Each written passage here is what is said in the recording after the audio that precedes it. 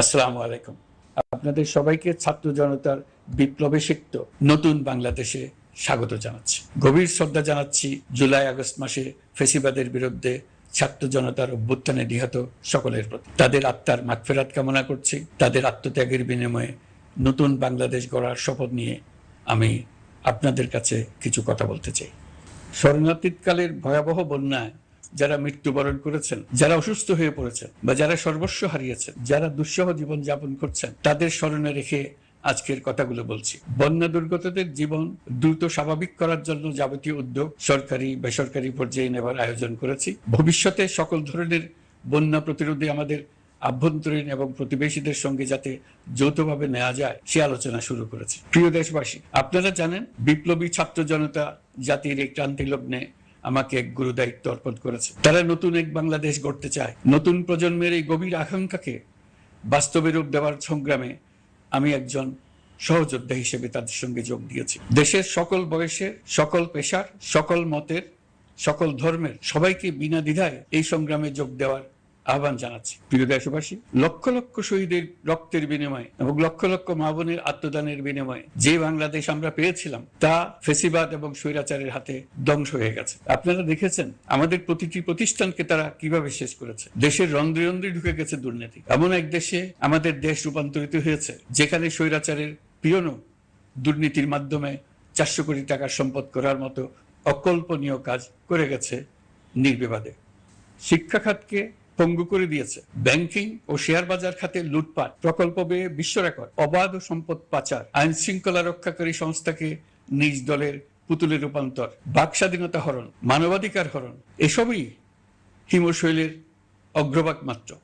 ক্ষমতা কুক্ষিগত করতে ফ্যাসিবাদী সরকার খর্ব করেছে জনগণের সাংবিধানিক ক্ষমতা ও অধিকার। দুঃশাসন, দুর্নীতি, অন্যায়, অবিচার, নিপীড়ন, বিচারের নামে প্রহসনের মাধ্যমে জনসুরক্ষা বিপন্ন করেছে। জনগণকে নির্যাতন ও বঞ্চনা ও বৈষম্যের মুখোমুখি দাঁড় করিয়ে দিয়েছে। নতুন প্রজন্মের মানুষ সহ কোটি কোটি মানুষের ভোটাধিকারকে বছরের পর বছর হরণ করেছে। মানুষের এগিয়ে যাওয়ার পথে সকল ধরনের প্রতিবন্ধকতা তৈরি করে স্বৈরাচার তার নিজের, পরিবারের ও দলের কিছু মানুষের হাতে দেশের মালিকানা তুলে দিয়েছে। প্রিয় দেশবাসী, কিন্তু এই দ্বার প্রান্তে দাঁড়িয়েই আমাদের গড়তে হবে স্বপ্নের বাংলাদেশ। বৈষম্যহীন, শোষণহীন, কল্যাণময় এবং মুক্ত বাতাসের রাষ্ট্রের যে স্বপ্ন নিয়ে ছাত্র জনতা আন্দোলনে ঝাঁপিয়ে পড়েছিল, আমি তাদের সেই স্বপ্ন পূরণে অঙ্গীকারবদ্ধ। আপনাদের সবাইকে এই শুভলগ্নে তাদের স্বপ্ন পূরণে সমস্ত শক্তি নিয়ে এগিয়ে আসার আহ্বান জানাচ্ছি। তাদের স্বপ্ন আমাদের স্বপ্ন। জাতীয় জীবনে তরুণরা একটা মহা সুযোগ সৃষ্টি করে দিয়েছে। আমরা সবাইকে সুযোগ ব্যবহার করার কাজে এগিয়ে আসতে আহ্বান জানাচ্ছি। গণরোষের মুখে ফেসিবাদী সরকার প্রধান দেশ ত্যাগ করার পর আমরা এমন একটি দেশ গড়তে চাই যেখানে প্রতিটি নাগরিকের মানবাধিকার থাকবে পুরোপুরি সুরক্ষিত। আমাদের লক্ষ্য একটাই, উদার, গণতান্ত্রিক, বৈষম্যহীন, অসাম্প্রদায়িক বাংলাদেশ। আমরা এক পরিবার, আমাদের এক লক্ষ্য। কোনো ভেদাভেদ যেন আমাদের স্বপ্নকে ব্যাহত করতে না পারে, সেজন্য আমরা প্রতিজ্ঞাবদ্ধ। বর্তমান সরকারের দায়িত্ব গ্রহণের মাত্র 2 সপ্তাহ শেষ হল। কর্মযাত্রার প্রথম পর্যায়ে রাষ্ট্র সংস্কারের কাজে আপনাদের কাছ থেকে যে সমর্থন পাচ্ছি সেজন্য আন্তরিক ধন্যবাদ। আমরা অনুধাবন করছি যে আমাদের কাছে আপনাদের প্রত্যাশা অনেক। এই প্রত্যাশা পূরণে আমরা বদ্ধপরিকর। যদিও দীর্ঘদিনের গণতন্ত্রহীনতা, 15 বছরের ফেসিবাদী শাসন ব্যবস্থা প্রায় প্রতিটি ক্ষেত্রেই আমাদের জন্য পর্বতসম চ্যালেঞ্জ রেখে গিয়েছে, কিন্তু এই চ্যালেঞ্জ গ্রহণে আমরা প্রস্তুত। আজ আমি সরকারের পক্ষ থেকে আপনাদের দোয়া ও সহযোগিতা কামনা করতে আপনাদের সামনে এসেছি। শুধু আমি বলবো, আপনাদের একটু ধৈর্য ধরতে হবে। এখনই সব দাবি পূরণ করার জন্য জোর করা, প্রতিষ্ঠানে ঢুকে ব্যক্তিবিশেষকে হুমকির মধ্যে ফেলা, মামলা গ্রহণের জন্য চাপ সৃষ্টি করা, বিচারের জন্য গ্রেফতারকৃত ব্যক্তিকে আদালতে হামলা করে আগেই এক ধরনের বিচার করে ফেলার যে প্রবণতা, তা থেকে বের হতে হবে। ছাত্র জনতার বিপ্লবের গৌরব ও সম্ভাবনা এসব কাজে ম্লান হয়ে যাবে। নতুন বাংলাদেশ গড়ার প্রচেষ্টা হতে ব্যাহত হবে। রাতারাতি এই পরিস্থিতি থেকে উত্তরণ কঠিন। নড়বড়ে এক কাঠামো, আমি বরং বলবো জনস্বার্থের বিপরীতমুখী এক কাঠামোর উপর দাঁড়িয়ে আমাদেরকে দেশ পুনর্গঠনের কাজে হাত দিতে হয়েছে। আমরা এখান থেকেই বাংলাদেশকে এমনভাবে করতে চাই যেন এদেশে জনগণই সত্যিকার অর্থে সকল ক্ষমতার উৎস হয়, বিশ্ব দরবারে একটি মানবিক ও কল্যাণকর রাষ্ট্র হিসেবে সমাদৃত হয়। তরুণ প্রজন্ম, শিক্ষার্থী ও জনতার আত্মত্যাগের প্রতি সম্মান জানাতে রাষ্ট্র সংস্কারের কাজে সফল আমাদের হতেই হবে, এর আর কোনো বিকল্প নেই। প্রিয় দেশবাসী, আপনারা ইতোমধ্যে জেনেছেন জুলাই আগস্ট মাসে গণ অভ্যুত্থানে বল প্রয়োগ ও হতাহতের যে দুঃসহ ঘটনা ঘটানো হয়েছে তার স্বচ্ছ তদন্ত করতে জাতিসংঘের মানবাধিকার কমিশনের প্রধানকে বাংলাদেশে এসে তাদের তদন্ত শুরু করতে আমরা আমন্ত্রণ জানিয়েছি। তদন্তের এই প্রক্রিয়া এই সপ্তাহে শুরু হবে। তাদের প্রথম দল ইতিমধ্যে এসে গেছে। আমরা ইতিমধ্যে ছাত্র জনতার বিপ্লবকে নস্যাৎ করতে যে শত শত মিথ্যা ও হয়রানিমূলক মামলা দায়ের করা হয়েছিল তার অধিকাংশ প্রত্যাহার করেছি এবং আটক ছাত্র জনতার মুক্তি লাভের ব্যবস্থা করেছে। পর্যায়ক্রমে মিথ্যা ও গায়েবী সকল মামলার ক্ষেত্রে অনুরূপ ব্যবস্থা গ্রহণ করে মানুষকে দুঃসহ ভোগান্তি থেকে মুক্ত করা হবে। ন্যায় বিচার নিশ্চিত করতে গণ অভ্যুত্থানের সকল শহীদ পরিবারকে পুনর্বাসন করবে। সকল আহত শিক্ষার্থী ও জনতার চিকিৎসার সম্পূর্ণ ব্যয় সরকার বহন করবে। সেই লক্ষ্যে স্বাস্থ্য মন্ত্রণালয়ের নেতৃত্বে উপদেষ্টা পরিষদে বৈষম্য বিরোধী ছাত্র আন্দোলনের প্রতিনিধিত্বকারী 2 জন উপদেষ্টার সহায়তায় একটা পূর্ণাঙ্গ তালিকা প্রস্তুত করা হচ্ছে। এই কার্যক্রমের জন্য এবং গণ অভ্যুত্থানের শহীদদের স্মৃতি ধরে রাখতে সরকার অতি দ্রুত জুলাই গণহত্যা স্মৃতি ফাউন্ডেশন নামে একটি ফাউন্ডেশন প্রতিষ্ঠা করার প্রক্রিয়া শেষ পর্যায়ে এনেছে। আপনাদের সবার এবং বিদেশে অবস্থানরত ভাই বোনদের অনুদান এই প্রতিষ্ঠানে পাঠানোর জন্য অনুরোধ করছি। আমি ব্যক্তিগতভাবে এই প্রতিষ্ঠানের চেয়ারম্যানের পদ গ্রহণ করেছি। প্রিয় দেশবাসী, আপনারা লক্ষ্য করেছেন দায়িত্ব গ্রহণ করেই আমাদেরকে আইন শৃঙ্খলা অঙ্গনে অস্থির পরিস্থিতি সামাল দিতে হয়েছে। আপনাদের সহযোগিতা ও সমর্থনে দেশপ্রেমিক সকল আইন শৃঙ্খলা রক্ষাকারী বাহিনী কাজে যোগ দিয়েছে। ফ্যাসিবাদী সরকার প্রশাসনের চরম দলীয়করণ করার ফলে বিপুল সংখ্যক কর্মকর্তা কর্মচারী দীর্ঘদিন বৈষম্যের শিকার হয়েছেন।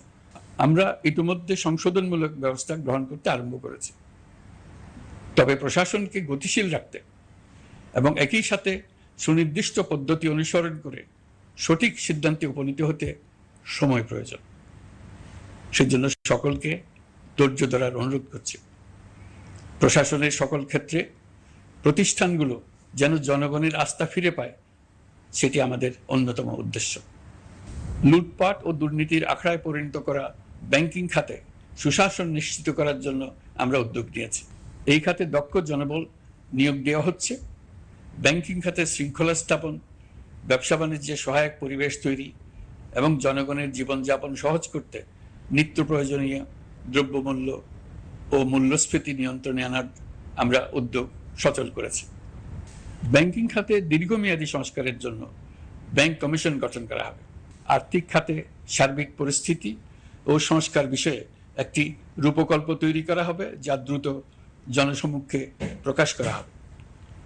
শেয়ার বাজার, পরিবহন খাত সহ যেসব ক্ষেত্রে চরম বিশৃঙ্খলা বিরাজ করছে তা নিরসনের দ্রুত পদক্ষেপ নেওয়া হচ্ছে। বিচার বিভাগকে দুর্নীতি ও দলীয় প্রভাব মুক্ত করতে কার্যক্রম শুরু হয়েছে। একটি সুনির্দিষ্ট প্রক্রিয়ার মধ্য দিয়ে বিচার বিভাগের স্বাধীনতা ও জবাবদিহিতা নিশ্চিত করার উদ্যোগ নেওয়া হয়েছে। ফ্যাসিবাদী সরকারের বিচার বহির্ভূত হত্যাকাণ্ড, গুম, খুন, অপহরণ এবং আয়নাঘরের মতো চরম ঘৃণ্য সকল অপকর্মের ন্যায় বিচার নিশ্চিত করা হবে। এসব অপকর্মের সঙ্গে জড়িত সকলের বিচার নিশ্চিত করা হবে। তালিকা প্রস্তুত করে মিথ্যা মামলা প্রত্যাহার করা হবে। দুর্নীতি ও সম্পদ পাচারের বিচার করা হবে। আইন শৃঙ্খলার ক্ষেত্রে জনমুখী ও দলীয় প্রভাবমুক্ত জবাবদিহিমূলক কাঠামো সৃষ্টির লক্ষ্যে পুলিশ কমিশন গঠন করা হবে। জাতিসংঘের তদন্ত প্রতিবেদন, দায়িত্বপ্রাপ্ত সকল সংস্থা ও জনগণের সাথে মত বিনিময়ের মাধ্যমে কমিশনের নেতৃত্বে প্রয়োজনীয় সংস্কার করা হবে। বাংলাদেশকে আর কোনোদিন কেউ যেন কোনো পুলিশি রাষ্ট্রে পরিণত করতে না পারে তার ব্যবস্থা করা হবে। তথ্যের অবাধ প্রবাহ ও গণমাধ্যমের স্বাধীনতা নিশ্চিত করা হবে। ফ্যাসিবাদী সরকার গণমাধ্যমের উপরও দলীয়করণ ও নির্যাতনের বোঝা চাপিয়েছিল। জনগণের তথ্যের অধিকার নিশ্চিত করতে আমরা প্রতিশ্রুতিবদ্ধ। তথ্যের প্রবাহে বিদ্যমান আইনি ও অন্যান্য বাধা অপসারণ করা হবে। মত প্রকাশের স্বাধীনতা বাধাগ্রস্ত করে এমন সব আইনের নিপীড়নমূলক ধারা সংশোধন করা হবে। ইতিমধ্যে এ ধরনের আইনগুলো চিহ্নিত করে এই প্রক্রিয়া শুরু করা হয়েছে। বিদেশি সংবাদকর্মীদের এদেশে আসার পর যে অলিখিত নিষেধাজ্ঞা ছিল, ইতিমধ্যে আমরা তা তুলে নিয়েছি। বিদেশি সাংবাদিকদের দ্রুত ভিসা দিতে সংশ্লিষ্ট কর্মকর্তাদের নির্দেশ দেওয়া হয়েছে। আমরা আশা করি পরিবর্তিত পরিস্থিতিতে গণমাধ্যম কর্মীরা নিরপেক্ষ সাংবাদিকতা চালিয়ে যাবেন। শিক্ষাক্ষেত্রে চরম নৈরাজ্য প্রতিষ্ঠিত করে গেছে বিগত সরকার। আমরা তার পূর্ণাঙ্গ সংস্কারের উদ্যোগ নেব। এটা আমাদের অন্যতম অগ্রাধিকার। আপনারা জানেন, দায়িত্ব গ্রহণের পর দ্রুততম সময়ের মধ্যে সকল শিক্ষা প্রতিষ্ঠান খুলে দেওয়া হয়েছে। শিক্ষার্থীদের জন্য সৃজনশীল, নিরাপদ ও ভীতিমুক্ত পরিবেশ নিশ্চিত করা আমাদের অঙ্গীকার। একই সাথে পাঠ্যক্রমকে যুগোপযোগী করার কাজও দ্রুত শুরু করা হবে। গণতন্ত্রকে সুসংহত করতে স্থানীয় সরকার প্রতিষ্ঠানগুলোকে শক্তিশালী করা হবে এবং ক্ষমতার বিকেন্দ্রীকরণ নিশ্চিত করা হবে। ছাত্র জনতার গণঅভ্যুত্থানকে সফল পরিণতি দিতে প্রশাসন, বিচার বিভাগ, নির্বাচন কমিশন ও নির্বাচনী ব্যবস্থা, আইন শৃঙ্খলা খাত এবং তথ্য প্রবাহে প্রয়োজনীয় সংস্কার সম্পূর্ণ করে অবাধ ও সুষ্ঠু অংশগ্রহণমূলক নির্বাচন আয়োজন করা হবে। এর লক্ষ্য হবে দুর্নীতি, লুটপাট, গণহত্যার বিরুদ্ধে একটি জবাবদিহিতামূলক রাজনৈতিক বন্দোবস্তের সূচনা। বর্তমান সরকার দুর্নীতির বিরুদ্ধে স্পষ্ট অবস্থান গ্রহণ করেছে। আমাদের সকল উপদেষ্টা দ্রুততম সময়ের মধ্যে তাদের সম্পদের বিবরণ প্রকাশ করবেন। পর্যায়ক্রমে এটা সকল সরকারি কর্মকর্তাদের ক্ষেত্রেও নিয়মিত এবং বাধ্যতামূলক করা হবে। রাষ্ট্রীয় পর্যায়ে দুর্নীতির বিরুদ্ধে ব্যবস্থা গ্রহণে সংবিধানের ৭৭ অনুচ্ছেদে প্রতিশ্রুত ন্যায়পাল নিয়োগে অধ্যাদেশ প্রণয়ন করা হবে। এবার কৃষি খাতের কথা একটু বলি। কৃষি নির্ভর বাংলাদেশে কৃষকের স্বার্থ যেন সুরক্ষিত থাকে, কৃষক যেন তার উৎপাদিত পণ্যের ন্যায্য মূল্য পায়, তা নিশ্চিত করা হবে। প্রবাসী শ্রমিকরা যেভাবে বৈষম্য বিরোধী ছাত্র জনতার আন্দোলনকে সমর্থন দিয়েছে, মুক্তিকামী জনগণ তা কৃতজ্ঞ চিত্তে স্মরণ করে। তাদের প্রতি সকল পর্যায়ে সম্মানজনক আচরণ নিশ্চিত করা হবে। বাংলাদেশের স্বাস্থ্য খাত অন্যতম দুর্নীতিগ্রস্ত খাত। জনগণের জন্য পর্যাপ্ত স্বাস্থ্যসেবা নিশ্চিত করার লক্ষ্যে স্বাস্থ্য খাতে প্রয়োজনীয় সংস্কার করা হবে। এই খাতে সংশ্লিষ্ট সকলকে জবাবদিহিতার আওতায় আনা হবে। হাসপাতালগুলোকে আধুনিকায়নের উদ্যোগ নেওয়া হবে এবং সেখানে সরকারি ডাক্তার সহ বিশেষজ্ঞদের নিয়মিত উপস্থিতি নিশ্চিত করা হবে। স্বাস্থ্যসেবা যাতে নির্দিষ্ট কিছু অঞ্চলে কেন্দ্রীভূত না থাকে, দেশের সব অঞ্চলের মানুষ সমান স্বাস্থ্যসেবা পায়, সে লক্ষ্যে প্রয়োজনীয় উদ্যোগ নিতে আমরা বদ্ধপরিকর। বর্তমান প্রজন্ম অনেক বেশি সচেতন। বিশ্বের বিভিন্ন প্রান্তে ঘটে যাওয়া পরিবর্তন বিষয়ে তারা ওয়াকিবহাল শুধু নয়, তারা নেতৃত্ব দিচ্ছে। তারা যে উন্নয়নের স্বপ্ন দেখে তা টেকসই এবং পরিবেশ বান্ধব, প্রকৃতি ধ্বংসকারী উন্নয়ন নয়। শুধু জিডিপি একটি দেশের উন্নয়নের মাপকাঠি হতে পারে না। নদী, নালা, খাল দূষিত করে যে উন্নয়ন হয় তা দীর্ঘমেয়াদী টেকসই নয়। জীবাশ্ম জ্বালানির বিরুদ্ধে পরিবেশবাদীদের সাথে আমাদের সরকারের অবস্থান সামঞ্জস্যপূর্ণ। জলবায়ু পরিবর্তন রোধ করতে এবং আগামী প্রজন্মের জন্য সুস্থ একটা পৃথিবী রেখে যেতে কার্বন নিঃসরণ শূন্যের কোঠায় নামিয়ে আনার বিকল্প নেই। আমাদের সরকার পরিবেশ ও জলবায়ু রক্ষায় সর্বোচ্চ গুরুত্ব দেবে। এই কার্যক্রমে তরুণ সম্প্রদায়কে সম্পৃক্ত করা হবে। ইতোমধ্যে বিভিন্ন রাষ্ট্র ও জাতিসংঘ বর্তমান সরকারের কর্মসূচির প্রতি সমর্থন ব্যক্ত করেছে। আমরা সকল রাষ্ট্রের সাথে বন্ধুত্বপূর্ণ সম্পর্ক বজায় রাখব। আমাদের পররাষ্ট্রনীতির ভিত্তি হবে পারস্পরিক আস্থা, বিশ্বাস ও সহযোগিতা।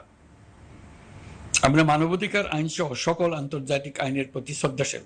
আমাদের পক্ষ থেকে গুম বিষয়ক আন্তর্জাতিক চুক্তির পক্ষরাষ্ট্র হওয়া সহ বিভিন্ন পদক্ষেপ নেওয়া হয়েছে। ইতিমধ্যে পক্ষভুক্ত এমন সকল আঞ্চলিক ও দ্বিপাক্ষিক চুক্তি ও সমঝোতা বাস্তবায়ন করে যাব। আমাদের সরকার রোহিঙ্গা সমস্যার বাস্তবসম্মত সমাধানের লক্ষ্যে আন্তর্জাতিক সম্প্রদায়ের সাথে কাজ করে যাবে। আমরা জাতীয় ঐক্যে বিশ্বাসী। প্রয়োজনীয় সংস্কারের লক্ষ্যে রাজনৈতিক ঐক্যের মধ্য দিয়ে নিশ্চিত করা হবে নারী, শিশু, প্রতিবন্ধী, ধর্মীয় সংখ্যালঘু, আদিবাসী সকলেই এদেশের নাগরিক এবং সমান আইনের সুরক্ষার অধিকারী। তাদের সকলের মানবিক অধিকার সহ অন্যান্য সকল অধিকার নিশ্চিত করার উদ্যোগ নেওয়া হবে। এই জন্য আমি উপদেষ্টা পদমর্যাদা সম্পন্ন একজন বিশেষ সহকারী নিয়োগ দিয়েছি, যার দায়িত্ব হবে জাতীয় সংহতি উন্নয়ন। বন্যা কবলিত এলাকার সকল মানুষের দুর্ভোগ লাঘবে সরকার সঠিক সহায়তা দেওয়ার জন্য সরকারের যত কার্যক্রম আছে তাদের সচল করেছে। ইতিমধ্যে উপদেষ্টাবৃন্দ বিভিন্ন এলাকার দায়িত্ব নিয়ে এলাকায় গেছেন। আমার কার্যালয়ে একটা নিয়ন্ত্রণ কক্ষ স্থাপন করা হয়েছে। বন্যা পরবর্তী কার্যক্রম নেওয়া হয়েছে। ভবিষ্যতে বন্যা নিয়ন্ত্রণের জন্য করণীয় কি স্থির করার জন্য পদক্ষেপ নেওয়া হচ্ছে। দেশপ্রেমিক সেনাবাহিনী, পুলিশ, বিজিবি, র্যাবকে গুম নির্যাতনের কাজে লাগিয়ে তাদের কলঙ্কিত করা হয়েছে। তারা দেশের গৌরব। তাদেরও কিছু অতি উৎসাহী সদস্যের কারণে পুরো বাহিনীকে আমরা কলঙ্কিত দেখতে চাই না। আমরা অপরাধীদের চিহ্নিত করতে চাই এবং তাদের শাস্তি দিতে চাই, যেন ভবিষ্যতে কারো হুকুমে দেশপ্রেমিক কোনো বাহিনীর, পুলিশের, র্যাবের কোনো সদস্য হত্যাকাণ্ড, গুম ও অত্যাচারে জড়িত হওয়ার সাহস না করে। তাদের কাছে হুকুম যত বড় কর্তৃপক্ষের কাছ থেকে আসুক না কেন, তারা তা উপেক্ষা করবে। ভবিষ্যতে উপরওয়ালার হুকুমে এমন ঘৃণ্য কাজ করতে বাধ্য হয়েছে, এমন ব্যাখ্যা কারো কাছে গৃহীত না হয়, তার ব্যবস্থা করা হবে। আমি দেশরক্ষা বাহিনী, পুলিশ বাহিনী এবং অন্যান্য সহল বাহিনীকে নির্দেশ দিয়েছি, তারা তাদের মধ্যে যারা হত্যাকাণ্ড, গুম, খুন বা শারীরিক মানসিক অত্যাচারে সরাসরি জড়িত তাদের চিহ্নিত করে বিচারের ব্যবস্থা করতে। যারা গুম হয়েছে, হত্যার শিকার হয়েছে, তাদের তালিকা প্রস্তুত করতে। তাদের পরিবার সমূহকে সান্ত্বনা দেওয়ার ভাষা আমার নাই। তাদের জীবনে শান্তি ফিরিয়ে আনতে আমরা প্রচেষ্টা অব্যাহত রাখব। আমি সকল দেশরক্ষা বাহিনী ও আইনশৃঙ্খলা বাহিনীকে তাদের উপর জনগণের সম্পূর্ণ আস্থা ফিরিয়ে আনতে সকল পদক্ষেপ গ্রহণ করতে নির্দেশ দিয়েছি। গত 15 বছরের দুর্নীতি, অর্থ পাচার ও জনস্বার্থ বিরোধী চুক্তি স্বাক্ষর, প্রকল্পের নামে লুটপাট ইত্যাদি তথ্য নিয়ে একটি শ্বেতপত্র প্রণয়নের জন্য আমি ইতিমধ্যে একটি কমিটি গঠন করেছি। আমি বিভিন্ন দেশের রাষ্ট্রদূত এবং দাতা সংস্থার প্রতিনিধিদের সঙ্গে বৈঠক করেছি এবং করে যাচ্ছি। ছাত্র জনতার গণঅভ্যুত্থানের পর দেশ গঠনের জন্য সকল প্রকার আর্থিক অন্যান্য সহযোগিতার জন্য তাদেরকে অনুরোধ জানাচ্ছি। তারা এই ব্যাপারে আগ্রহ দেখাচ্ছে। তাদের কাছে আমাদের প্রস্তাব সমূহ প্রণয়ন করে দ্রুত পাঠানোর ব্যবস্থা নিয়েছে। তাদেরকে অনুরোধ জানিয়েছি তারা যেন পরিস্থিতির কারণে অতি দ্রুত অর্থ ছাড় করার ব্যবস্থা নেন। তাদেরকেও বলেছি যে অবস্থার মধ্য দিয়ে আমরা যাচ্ছি তা যেমন একটি দুর্যোগপূর্ণ সময়, তেমনি এটা জাতির জীবনে মস্ত বড় সুযোগ। এই সুযোগকে যেন আমরা পূর্ণভাবে কাজে লাগাতে পারি, সেই জন্য তাদের সহযোগিতা চেয়েছি। এই গণ অভ্যুত্থানে বিদেশে অবস্থানকারী বাংলাদেশিরা অত্যন্ত গুরুত্বপূর্ণ ভূমিকা পালন করেছেন। জাতি তাদের অবদান বিশেষভাবে স্মরণ করবে। নতুন বাংলাদেশ গড়ার কাজে আমরা তাদের অংশগ্রহণ চাইব। আমাদের একটি লক্ষ্য হবে বিদেশগামী এবং প্রত্যাবর্তনকারী প্রত্যেক প্রবাসী শ্রমিককে মর্যাদা ও সম্মানের সঙ্গে দেশে আসা এবং যাওয়া নিশ্চিত করা। সে ব্যাপারে শিগগিরই পদক্ষেপ নেওয়া হবে। বিদেশে অবস্থানরত সকলের কাছে আমার আবেদন, তারা যেন তাদের উপার্জিত অর্থ অফিসিয়াল চ্যানেলে দেশে পাঠান। দেশের অর্থনৈতিক সংকট উত্তরণে এই অর্থ বিশেষভাবে প্রয়োজন। কি কি ব্যবস্থা নিলে তাদের জন্য অফিসিয়াল চ্যানেলে অর্থ পাঠানো সহজ হবে সেটা সম্বন্ধে আমরা তাদের পরামর্শ নেব। সারা দেশ ঘুষের মহাসমুদ্রে নিমজ্জিত। কিভাবে ঘুষ থেকে আমরা মুক্ত হতে পারি তার জন্য আমাদের পরামর্শ দেন। শুধু এই কাজটা নিয়ে অগ্রসর হতে পারলেই আমি মনে করি দেশের জন্য এই সরকার একটা গুরুত্বপূর্ণ অবদান রেখে গেছে বলে স্মরণীয় হয়ে থাকবে। আমি কথা দিচ্ছি, এই ব্যাপারে আমি আমার সর্বশক্তি নিয়োজিত করব। আমাদের দায়িত্ব দেশের সকল মানুষকে একটি পরিবারের বন্ধনে আবদ্ধ করা। পরিবারে মতভেদ থাকবে, বাকবিতণ্ডা হবে, কিন্তু আমরা ভাই বোন, আমরা বাবা মা, আমরা কেউ কারো শত্রু না। কাউকে তার মতের জন্য শত্রু মনে করব না, কাউকে ধর্মের কারণে শত্রু মনে করব না, কাউকে লিঙ্গের কারণে শত্রু মনে করব না। আমরা সবাই সমান, কেউ কারো উপরে, কেউ কারো নিচে না। এই ধারণা আমরা জাতীয় জীবনের সর্বক্ষেত্রে প্রতিষ্ঠিত করতে চাই। একটা বিশেষ ব্যাপারে আমরা আপনাদের সহযোগিতা চাচ্ছি। আমাদের দায়িত্ব গ্রহণের পর থেকে প্রতিদিন সচিবালয়ে, আমার অফিসের আশেপাশে, শহরের বিভিন্ন স্থানে সমাবেশ করা হচ্ছে। গত 16 বছরের অনেক দুঃখ কষ্ট আপনাদের জমা আছে, সেটা আমরা বুঝি। আমাদের যদি কাজ করতে না দেন, তাহলে দুঃখ ঘোচানোর সকল পথ বন্ধ হয়ে যাবে। আপনাদের কাছে একান্ত অনুরোধ, আমাদের কাজ করতে দেন। আপনাদের যা চাওয়া তা লিখিতভাবে আমাদেরকে দিয়ে যান। আমরা আপনাদের বিপক্ষ দল নয়। আইনসঙ্গতভাবে যা কিছু করার আছে আমরা অবশ্যই তা করব, কিন্তু আমাদেরকে ঘেরাও করে এই গুরুত্বপূর্ণ দিনগুলোতে আমাদের কাজে বাধা দেবেন না। সবাই মিলে তাদের বোঝান, তারা যেন এই সময়ে তাদের অভিযোগের প্রতি দৃষ্টি আকর্ষণের জন্য আমাদের দৈনন্দিন গুরুত্বপূর্ণ কাজে বাধা না দেন। একটা বিষয়ে সবাই জানতে আগ্রহী, কখন আমাদের সরকার বিদায় নেবে? এটার জবাব আপনাদের হাতে। কখন আপনারা আমাদেরকে বিদায় দেবেন? নয়, নিজ নিজ পেশায় আমরা আনন্দ পাই। দেশের সংকটকালে ছাত্রদের আহ্বানে আমরা এই দায়িত্ব গ্রহণ করেছি। আমরা সমস্ত শক্তি দিয়ে এই দায়িত্ব পালন করব। আমাদের উপদেষ্টা মণ্ডলীও এই লক্ষ্যে উদ্বুদ্ধ হয়ে সবাই মিলে একটা টিম হিসেবে কাজ করে যাচ্ছি। কখন নির্বাচন হবে সেটা সম্পূর্ণ রাজনৈতিক সিদ্ধান্ত, আমাদের সিদ্ধান্ত নয়। দেশবাসীকে ঠিক করতে হবে আপনারা কখন আমাদেরকে ছেড়ে দেবেন। আমরা ছাত্রদের আহ্বানে এসেছি, তারা আমাদের প্রাথমিক নিয়োগকর্তা। দেশের আপামর জনসাধারণ আমাদের নিয়োগ সমর্থন করেছে। আমরা ক্রমাগতভাবে সবাইকে বিষয়টি স্মরণ করিয়ে যাব, যাতে হঠাৎ করে এই প্রশ্ন উত্থাপিত না হয়, আমরা কখন যাব। তারা যখনই বলবে আমরা চলে যাব। আমরা সংস্কারের অংশ হিসেবে নির্বাচন কমিশনকেও সংস্কার করব। কমিশনকে যে কোনো সময় আদর্শ নির্বাচনের জন্য প্রস্তুত রাখব। আমরা বিভিন্ন সংস্কারের কাজ শুরু করেছি। দেশবাসীকে অনুরোধ করব একটা আলোচনা শুরু করতে। আমরা সর্বনিম্ন কি কি কাজ সম্পূর্ণ করে যাব, কি কি কাজ মোটামুটি করে গেলে হবে। এই আলোচনার মাধ্যমে আমরা একটা দিক নির্দেশনা পেতে পারি। তবে চূড়ান্ত সিদ্ধান্ত রাজনৈতিক সিদ্ধান্ত, সেটা রাজনৈতিক আলোচনা থেকেই আসবে। এই দিক নির্দেশনা না পেলে আমরা দাতা সরকার এবং আন্তর্জাতিক অর্থনৈতিক প্রতিষ্ঠানসমূহের সঙ্গে আলোচনায় দৃঢ়তার সঙ্গে অগ্রসর হতে পারছি না।